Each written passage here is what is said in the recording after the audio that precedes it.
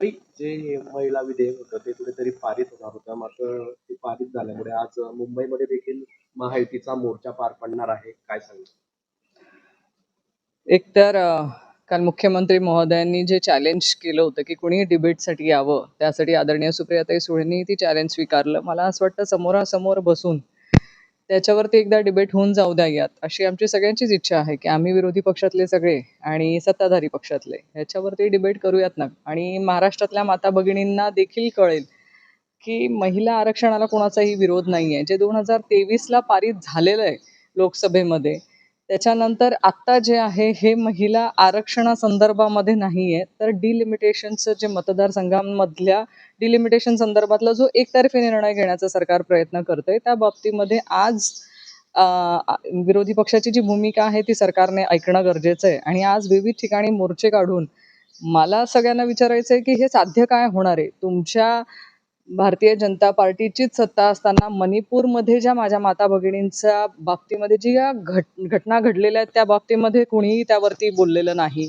ज्या महिला खेळाडूंनी आंदोलन केलं आणि आंदोलन करून त्यांना न्याय मागितला होता, त्यांना न्याय मिळाला नाही.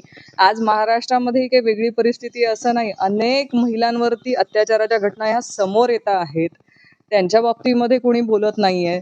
आणि अशाही वेळेस माझं त्यांना देखील विचार आहे की फक्त महिला आरक्षणाचा मुद्दा करून तुम्ही कुठेतरी विरोधकांच्या बाबतीमध्ये लोकांमध्ये संभ्रम तयार करण्याचा जो प्रयत्न करतायत ना, हा किती तुमचा म्हणतो ना दोघडेपणाचं उदाहरण आहे. कारण तुम्ही स्वतः किंवा तुमचे जे आज सत्ताधारी पक्षाचे सगळे नेत्यांना माझी विचारणा आहे की तुम्ही स्वतः लोकसभा आणि विधानसभेमध्ये किती महिलांना नेतृत्व दिलंय हो.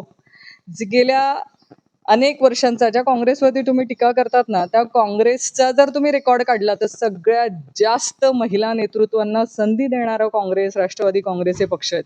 सगळ्यात जास्त महिला खासदार, महिला आमदार ह्या त्यांच्या काळात आलेल्या आहेत. तुमच्या काळातला आकडा तुम्हीच काढून बघा की किती नाव घेण्या इतपत महिला ना तुम्ही संधी दिलेली आणि त्या निवडून आलेल्या आहेत.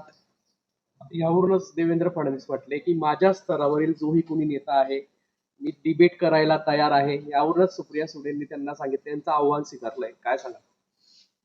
सुप्रियाताई सुळे आहेत, दुसऱ्या पक्षातले अनेक नेत्यांनीही त्यांना आव्हान केलेलं आहे की आम्ही डिबेटला तयार आहेत. विरोधी पक्षातले जे ज्येष्ठ नेते आहेत ह्या सगळ्यांबरोबर देवेंद्र फडणवीस साहेबांनी डिबेटला बसावं आणि दूध का दूध पाणी का पाणी हे महाराष्ट्रासमोर होऊन जाऊ द्या ना एकदा.